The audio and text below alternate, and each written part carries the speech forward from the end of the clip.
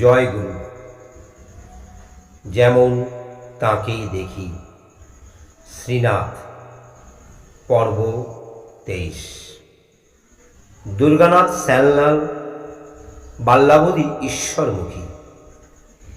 দেবপদে ভক্তি রাখেন শৈশবকাল থেকেই। মাতামহের পূর্বপুরুষ থেকে বাড়িতে রয়েছে কেশব রায়, গোবিন্দজিউ আর বাসুদেব, তিন ধারা কৃষ্ণ বিগ্রহ, সঙ্গে শ্রী রাধিকা, আর আছে তিন প্রস্থ নারায়ণ শিলা। নিত্য পুজো হয় বিগ্রহদের।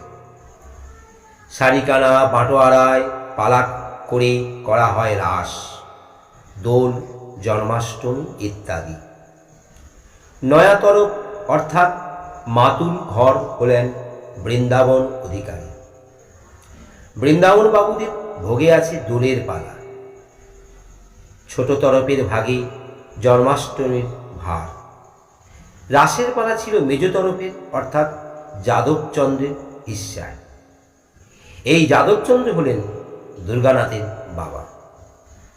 বড় তরফরা অনেকদিন থেকে এজমালির বাইরে, তাদের উপর কোনো বিগ্রহ সেবার বরাদ্দ নেই।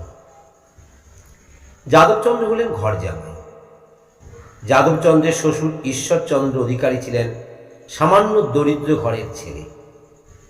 অবস্থাকে ফিরিয়েছিলেন তিনি নিজের চেষ্টায়। বাবা রামকৃষ্ণ একদিন স্পষ্টাস্পষ্টি বলে দিলেন, বাপু, সামান্য গুরুবৃত্তির ওপর তো এই তো সংসার। এখন তুমি উপার্জনের পথ না দেখলে চলবে কেমন করে?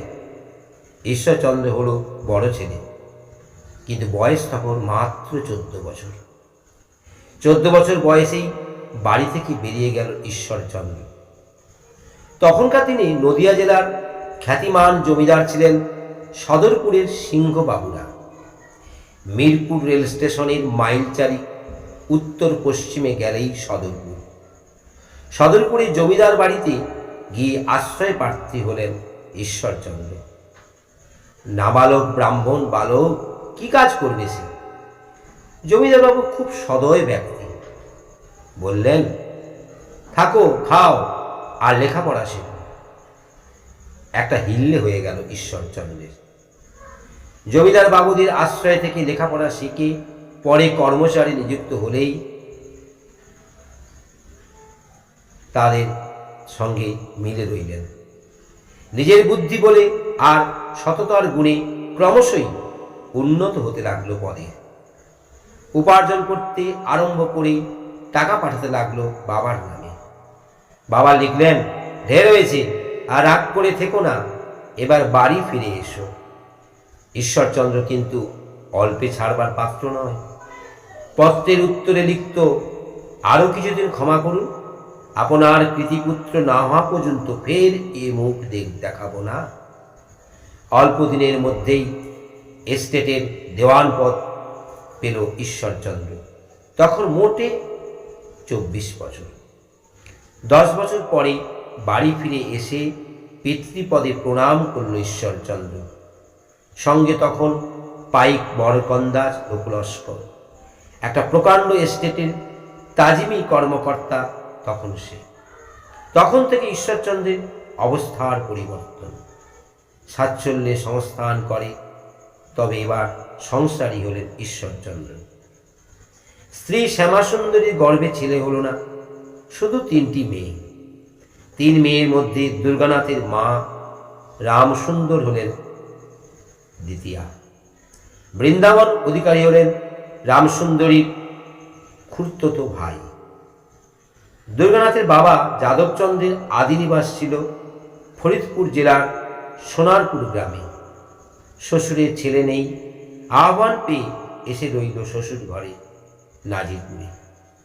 যাদবচন্দ্রের সঙ্গে ছোট জামাই তারিণী লাহিড়েও এলো শ্বশুরালয়বাসী হয়ে। বড় মেয়ে প্যারিসুন্দরীর বিয়ে হয়েছিল 8 বছর বয়সে, গৌরীকালে। বিয়ের পরে মোটে 6 মাস বেঁচেছিল প্যারিসুন্দরী। তারিণী চরণের স্ত্রী বামাসুন্দরীও মারা যায় অল্প বয়সে। বামাসুন্দরীর 2 মেয়ে আর একমাত্র ছেলে অমরনাথের লালন পালনের ভার নিলেন রামসুন্দরী। অমরনাথের বয়স তখন 13 বছর। ঈশ্বরচন্দ্র মেয়ে জামাইকে আর ছাড়লেন না। সন্তানের মধ্যে ওই একটি মাত্র অবশিষ্ট। রামসুন্দরীর চোখের আড়াল রেখে তাই রইতে পারেন না ঈশ্বরচন্দ্র। দুর্গানাথের জন্ম হলো নাজিরপুরে মাতুলা হয়ে। দুর্গানাথ হলো মায়ের পেট মোছা ছেলে। রামসুন্দরীরও ছেলে হয় না, যা হয় সব মেয়ে। শাশুড়ি ব্রহ্মময়ী শেষে পুত্রবধূর জন্য ভিক্ষে চাইলেন বাবা বৈদ্যনাথের কাছে। 3 মেয়ের পিঠে ছেলে হলো রামসুন্দরী। যাগ করে নাম রাখা হলো বৈদ্যনাথ। বৈদ্যনাথের পিঠে আরো এক ছেলে হলো রামসুন্দরী। নাম রাখা হবে কি? বৈদ্যনাথের সঙ্গে মিল দিয়ে নামকরণ হলো দুর্গানাথ।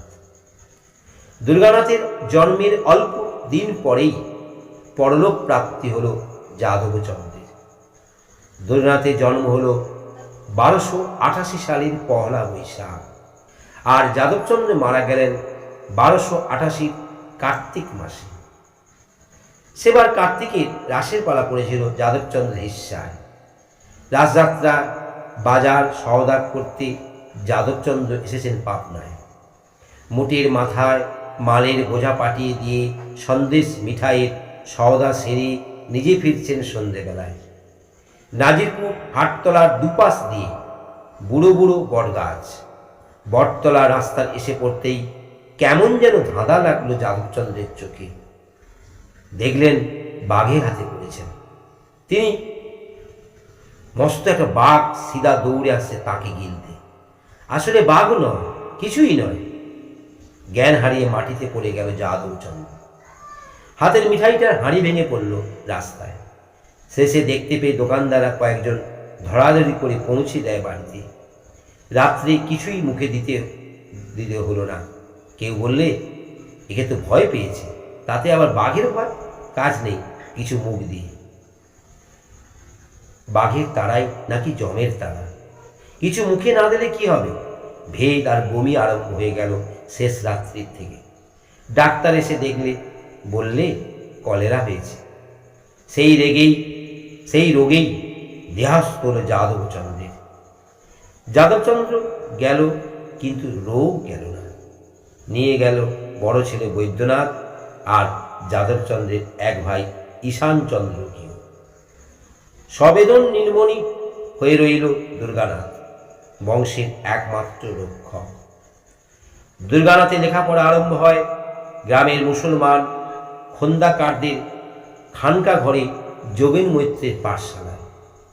পরে কিছুকাল পড়ল বারোয়ারি ঘরে উমেশ মজুমদারের পণ্ডিতের কাছে। সেখান থেকে পাবনায় রাধানগর মাইনর স্কুলে মাইনর পাস হয়ে ভর্তি হয়ে জিলা স্কুল। সেই সময় গোপাল লাইন মশাই পাবনা ইনস্টিটিউশনে খুললেন আর বৃন্দানবাবুকে ডেকে নিলেন তার স্কুলে মাস্টারি করতে। মামার সঙ্গে দুর্গানাথ এসে ভর্তি হলো গোপালবাবু ইনস্টিটিউশনে। তারপর ছাত্রাবস্থাতেই আরম্ভ হলো বিবাহ আর স্ত্রী বিয়োগ। ভগ্নিপতির সঙ্গে বিয়ের নেমন্তন্নে গিয়েছে সোনারপুর থেকে বালিকান্দি। বয়স তখন 12 বছর। তখন উপনয়নও বাকি।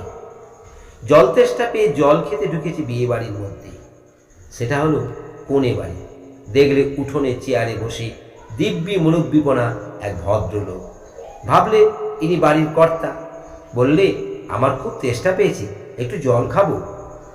দিব্যি সুগঠিত ফর্সা ফুটফুটে ছেলেটি ভদ্রলোক কোলের কাছে টেনে নিয়ে জিজ্ঞাসা করলেন, তোমার বাড়ি কোথায় খোকা? পাবনা জেলায় নাজিরপুরে। কার সঙ্গে এসেছো? ভগ্নিপতির সঙ্গে। কি নাম তোমার ভগ্নিপতির? বিজয়কান্ত বাগচি। ও, এই বিজয়বাবু আমাদের সোনারপুরের? আগে হ্যাঁ, সোনারপুরে। আমাদের বাড়িও আগে সোনারপুরেই ছিল। পরিচয় বেশ খানিকটা পরিষ্কার হল। বিজয় বাগচিও নাম শোনা আছে মৈত্রী মশাই। যাদবচন্দ্রের দেহত্যাগের কথাও জ্ঞাত আছেন অল্প বিস্তর। যার সঙ্গে কথা হচ্ছিল দুর্গানাথের, সে মুরব্বী ভদ্রটির নাম রাধাচরণ মৈত্র। কোনে বাড়ির কর্তা নন, বরের পিতা।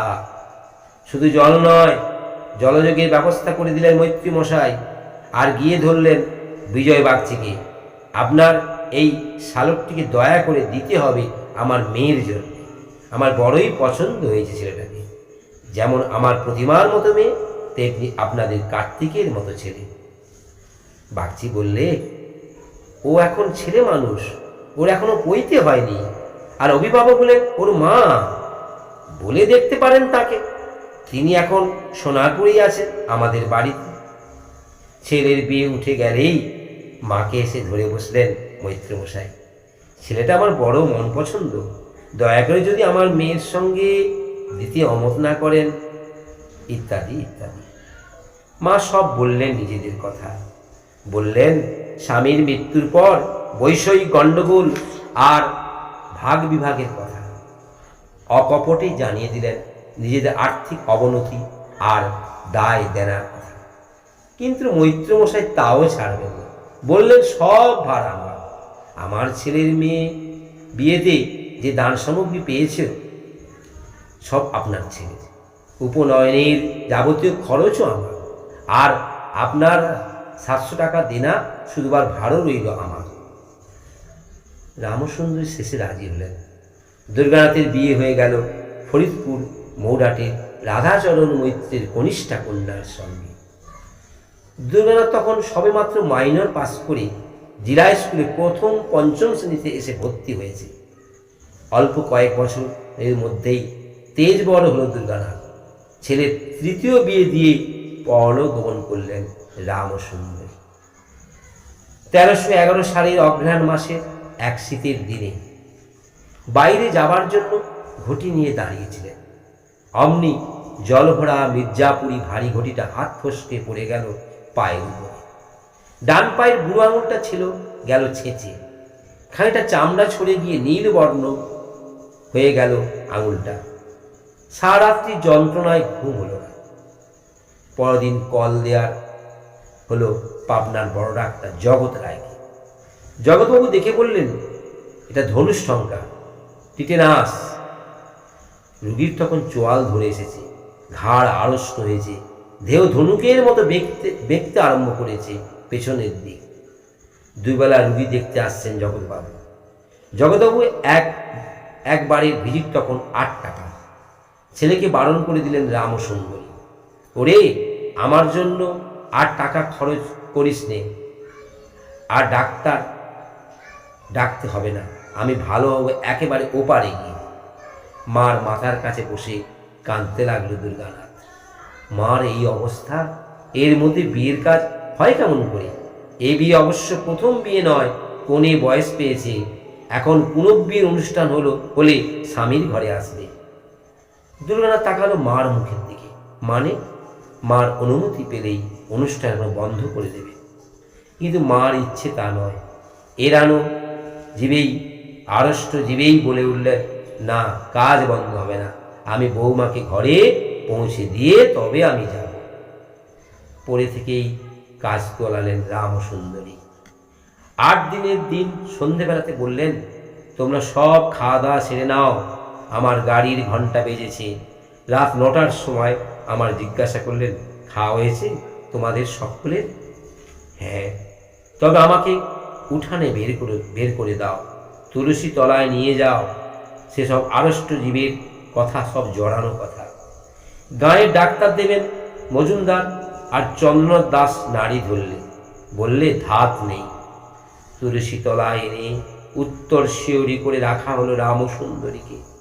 দুর্গানাথ নারায়ণ শিলা হাতে নিয়ে মায়ের মাথার কাছে বসল। সবাই বললে, ও কি করছো? আর একটু আগে ছোঁয়ালেই পারতে, এখন মরা মানুষের দিয়ে আর নারায়ণ ছুঁইও না। মার মাথায় একবার নারায়ণ ঠেকাতেও পারলাম না। বুকের ভিতরটা মোচড় খেয়ে উঠল দুর্গানাথ। জয় রাধারানী, জয় রাধারানী। মৃদু অস্পষ্ট একটা শব্দ ভেসে এলো কানে। মার মুখের কাছে কান নিয়ে গেল দুর্গানাথ। শুনলে মা তখন নাম করছে। তাড়াতাড়ি নারায়ণের মাথায় ছোঁয়ালো। মায়ের মাথায় নারায়ণ নিয়ে পরলোকের ঊর্ধ্বে উঠে গেলেন রামসুন্দরী। নাজিরপুর গ্রামে সে সময় অনেক লোকের বাস। হিন্দুর মধ্যে ব্রাহ্মণ, কায়স্থ, মাহিষ্য, কুম্ভকার, কর্মকার, মালাকার, জেলে, ধোপা, বেতুয়া, তাঁতি, এছাড়া মুসলমানেরও বাস ছিল অনেক। জাত বর্ণভেদে কোনো অসদ্ভাব ছিল না। বৈশাখ মাসের 4টি শুক্রবারে হিন্দু মুসলমান মিলে সিন্নির বাতাসা, দুধ, চিনি, গুড়ে, খাজা এসব দিয়ে পীর সাহেবের দরগার সকাত ফকির সর্ষের তেলের বাতি জ্বালিয়ে রাত্রে ভিক্ষে করে বেড়াতো বাড়িতে বাড়িতে। প্রদীপ জ্বালিয়ে ভিক্ষে করত বলে সকাত ফকিরের নাম হয়েছিল চেরাগি ফকির। হিন্দু মুসলমান সবাই তেল পয়সা ভিক্ষে দিত এই চেরাগি ফকিরকে। ফকির সাহেব কপালে তেল কাজলের একটা ফোঁটা দিয়ে দোয়া করত, তোমার মুশকিল আসান হোক বাবা, খোদায় এন্নায়েত। আবার হিন্দুর দোলদুর্গোৎসবে অহিন্দুরাও আনন্দ করছে। তখন ও অঞ্চলে বারোয়ারি পুষ্পযাত্রা আর দোলের হোলি ছিল জমকালো উৎসব। নাজিরপুরে পুরনো গোলায় বারোয়ারি মণ্ডপে নানা বাড়ি থেকে বিগ্রহ আসত এই পুষ্পযাত্রায়। হোলির সময় 2 দলে পাল্লা দিয়ে গান হতো কবি গানের মতো। এক দলের গান রচয়িতা ছিলেন অনন্তনাথের বাবা দ্বারিকা রায়। দ্বারিকা রায় গত হবার পর গান বেঁধে দিয়েছে বড় ছেলে অন্নদা রায় আর বড় মেয়ে বিনোদিনী। অন্য পক্ষে ছিল হিমায়তপুরের মহেশ সিংহ আর ভোলা চাকি। পরে হিমায়তপুরের তরফ থেকে সারদা মণ্ডলও গান বেঁধে দিয়েছে হোলির জন্য। চৌদলে বিগ্রহ চড়িয়ে গাঁ ঘুরানো হতো আর গানের লড়াই চলত 2-3 দিন ধরে। যাত্রা থিয়েটারেরও ঝোঁক দেখা গিয়েছিল এককালে খুবই। 1304 সালের 29শে জ্যৈষ্ঠ শনিবার বিকেলে হয়ে গেল বড় ভূমিকম্প। বাংলাদেশ অত বড় ভূমিকম্প নাকি আর কখনো হয়নি। ভূমিকম্পের পরে শুধু ওই ভূমিকম্পেরই কথা। গান ছড়া বাঁধা হতো লাগলো ভূমিকম্পের ধ্বংসলীলা নিয়ে। ও ভাই কারিগরের কারিগরি দেখলে তো এবার, 1300 সালে 29শে জ্যৈষ্ঠ শনিবারে অনুমান 5টা বেলায় সে কি কাণ্ড একেবারে। পূর্বে গুড়ুম করে মাটি কাঁপতে লাগলো অনিবার, দেখলে তো এবার ও ভাই কারিগরির কারিগরি। নাজিরপুরে যদুনাথের বাঁধা গানও তখন গায়ের লোকের মুখে মুখে। তারপরেই এলো রসের জোয়ার। আরে ভাই দালান তো ফাটলেই, মন ফাটিয়ে রেখে লাভ কি, এসো এবার একটু আমোদ আহ্লাদ করা যাক। নাজিরপুরে রামলাল আচার্যের বাড়িতে তাস, পাশা আর দাবার আড্ডা। আড্ডায় কথা তুললে একদিন রামলাল, সে তো উত্তম প্রস্তাব, এতে আর অমতের কি আছে। প্রশ্নসূচক বাক্যের ব্যবহার করে সম্মতি দিল সবাই। তখনও তল্লাটে 3খানা দুর্গোৎসব হয়। একখানা হয় নাজিরপুরে কালীপ্রসন্ন আচার্যের বাড়িতে। কালীপ্রসন্ন গণক পণ্ডিত, নানা দেশে জ্যোতিষচর্চা করে বেড়ায়, নানা জায়গা থেকে অর্থ আহরণ করে এনে দুর্গোৎসব করে বাড়িতে। দ্বিতীয়খানা হয় ছাতনির কৃপানাথ চৌধুরীর বাড়িতে। আরেকখানা করেন হিমায়তপুরের ভগবান শিরোমণি মশাই। ঠিক হলো কালী আচার্যের বাড়িতে পুজোয় থিয়েটার করতে হবে এবার। আয়োজন আরম্ভ হয়ে গেল সঙ্গে সঙ্গে। কালীপ্রসন্নর ভাই রামলাল পেন্টিংয়ের কাজ করে, তার উপর সিন উইং আঁকারও ভার দেওয়া হল। ভাদ্র মাসের মধ্যেই 4খানা সিন আর পুরনো কাপড়ে 8খানা উইং এঁকে ফেলল রামলাল। কিছু কিছু চুল দাড়ি আর পোশাক আশাক কেনা হলো। বাকি পোশাক চালানো হলো নিজের ঘরের কাপড় গয়না দিয়ে। অভিনয় আর নাচের মাস্টার হলেন প্রতাপপুরের উপেন্দ্র নারায়ণ চৌধুরী, আর মালিকাচার রুক্মিণী আচার্য গান শেখাতে লাগলেন। মহা উৎসবে সপ্তমী, অষ্টমী দুরাত অভিনয় হল অমৃতলাল বসুর হরিশ্চন্দ্র। হরিশ্চন্দ্রের পাঠ নিয়েছিলেন রুক্মিণী আচার্য, কিন্তু পুজোর কয়েকদিন থাকতে থাকতে জ্বরে পড়ল রুক্মিণী আচার্য। হরিশ্চন্দ্রের পাঠ করল নাজিরপুরের গয়ানাথ ভৌমিক। বিশ্বামিত্রের ভূমিকায় নামল এই দুর্গানাথ সেননাথ। নাজিরপুরের থিয়েটার দেখে হিমায়তপুরের লোকেরও মাতল। আমরাও থিয়েটার দেখব। বসন্ত ডাক্তার হলো তার মাতব্বর, সঙ্গে রইল শ্যাম চৌধুরী, ঠাকুরের মাতকুলের লোক। কিন্তু হিমায়তপুরের থিয়েটার হবার আগেই নাজিরপুরের লোকে অভিনয় করে ফেলল আরও 3খানা নাটক, বিল্বমঙ্গল, পরশুরাম আর জনা। জনা নাটকে কিশোরী মোহন অভিনয় করেছিলেন নীলধ্বজের ভূমিকা। কিশোরী মোহন যেমন ছিল দরাজ গলা, তেমনি ছিল মিষ্টি আওয়াজ। কিশোরীর অভিনয়ে চমৎকৃত হতো লোক। দুর্গানাথ শিখে রাখত সব পাঠই। যখন যে গড়াজিতে থাকতো, দুর্গানাথ নেমে পড়তো তার জায়গায়। দুর্গানাথের স্মরণশক্তি ছিল খুব এবং প্রশংসনীয়। হরিশ্চন্দ্রই ছিল সবচেয়ে জমকালো প্লে। হিমায়তপুরের দল পাল্টা দিয়ে করল ওই হরিশ্চন্দ্রে। দেখা যাক কাদের হরিশ্চন্দ্র নাটকটি ভালো হয়। বসন্ত ডাক্তার নিজে রাখলো হরিশ্চন্দ্রের ভূমিকা, ফের পাল্টা দিল নাজিরপুর ওই হরিশ্চন্দ্র দিয়ে। এবারও বিশ্বামিত্র হয়েছেন দুর্গানাথ সেনলেন, হরিশ্চন্দ্র হয়েছেন মালিকাচার সেই রুক্মিণী আচার্য। শেষের দিকে এক জায়গায় একটু বেকায়দা করে ফেলল দুর্গানাথ। সব রকম পার্টির তালি হতে হয়, বেচারার অত খেয়াল রাখাও মুশকিল। দর্শকের মধ্যে ছিল বসন্ত ডাক্তার। সুযোগ পেয়ে টিটকারি কাটল উনি। কি গো বিশ্বমিত্র মশাই, প্রমোটের কথা কানে যায় নাকি? টিপ্পনি ক্রমশ ঘোরতর হয়ে উঠল। দর্শকদের মধ্যে দুদল হয়ে গেল। থিয়েটার দেখবে কি? সে এক রীতিমতো কবির লড়াই। সেই থেকে থিয়েটার করাই ছেড়ে দিল দুর্গানাথ। নাজিরপুরে থিয়েটারের নেশা মিয়ে গেল। বসন্ত ডাক্তারের দলও বন্ধ হয়ে গেল ওই সামান্য মন কষাকষি থেকেই। কিন্তু নাজিরপুরের দল এর আগের থিয়েটার করে এসেছে কাশীপুরে অনন্তদের বাড়িতে আর শালগড়িয়ার সতী গোসাইয়ের বাড়িতে। দলের তখন নিজস্ব পোশাক, হারমোনিয়াম, বাঁশি, তবলা সব হয়েছে। নতুন কাপড়ের সিন উইনিংও হয়েছে অনেকগুলো। হিমায়তপুর নাজিরপুরে যখন এই ব্যাপার, ঠাকুর তখন পাবনা স্কুলের ছাত্র।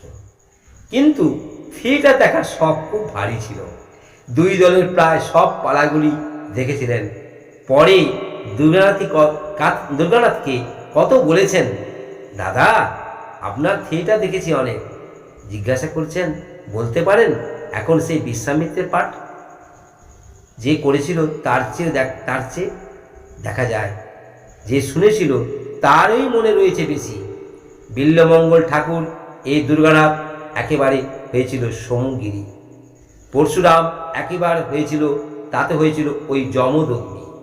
পাঠের আর কটা কথা মনে রেখেছে দুর্গানাথ। গড়গড় করে ঠাকুর সবগুলো বলে যান নিজে। বললেন আর জিজ্ঞাসা করেন, কেমন দাদা, এই না? ঠাকুরের পাঠ বলা দেখে অবাক হয়ে যান দুর্গানাথ। কি অদ্ভুত স্মৃতি তোমার, সে কি আজকের কথা? আপনি আর চতুর লাহিড়ী দুজনের উপরে নজর ছিল আমার বলে হাসতে দেখেন ঠাকুর। নজর ছিল, তারই বুঝি এখন নজির দিচ্ছেন? চিঠির সঙ্গে বেঁধে দিয়েছিলেন যে পরিচিতিটুকু, তারই এখন আবরণ মোচন করছেন। চতু লাহিড়ির ভালো নাম হচ্ছে গিরীন্দ্রনাথ লাহিড়ী। গিরীন হল দুর্গানাথের আবাল্য বন্ধু এবং সহপাঠীও। শিশুকালে গিরীনের মায়ের দুধ খেয়েছে দুর্গানাথ। দুর্গানাথের মায়েরও স্তনপান করেছে গিরীন। সহদর না হলেও সহদেরের বাড়া। হরিহর আত্মা, বয়সে দুজন একেবারে সমান।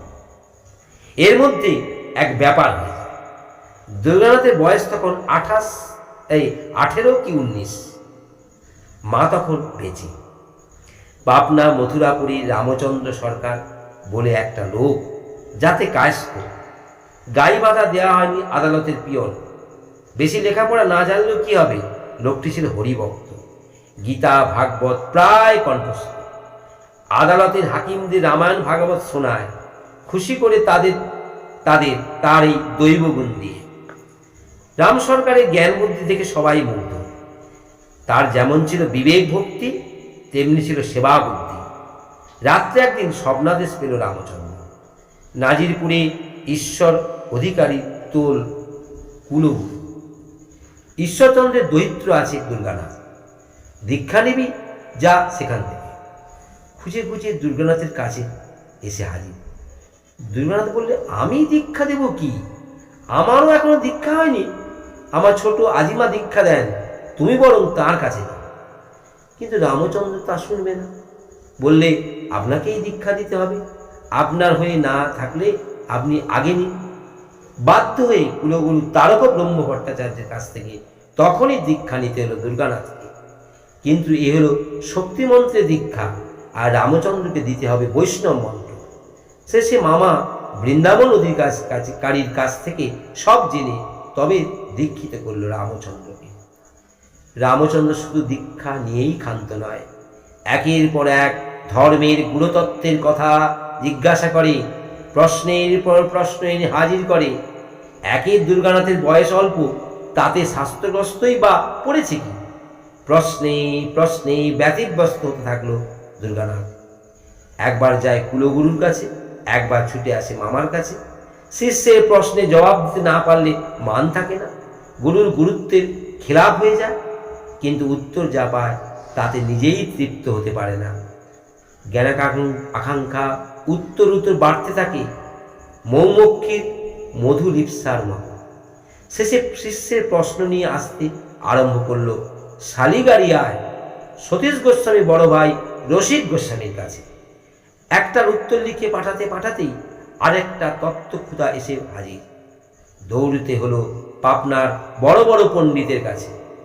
বাঙ্গাবাড়িয়ার ভবানী ভট্টাচার্য, পাবনাটোলের গোপাল কাব্যতীর্থ, সূর্য শাস্ত্রী, ফণীভূষণ তর্করত্ন, বাদ দিল না কাউকেই।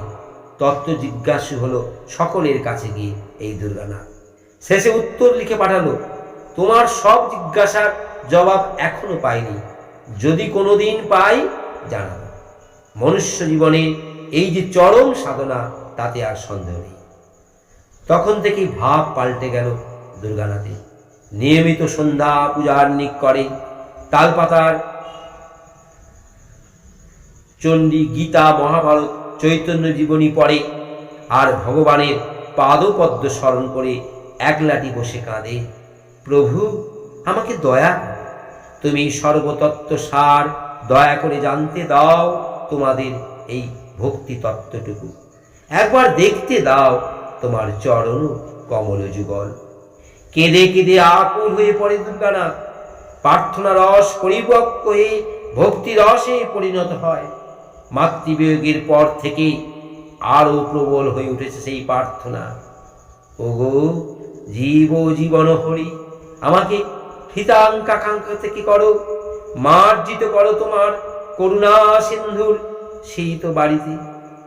আগে ওড়িয়া পুরোহিত বাসুদেব মিশ্র এসে বিগ্রহের পুজো করে দিত।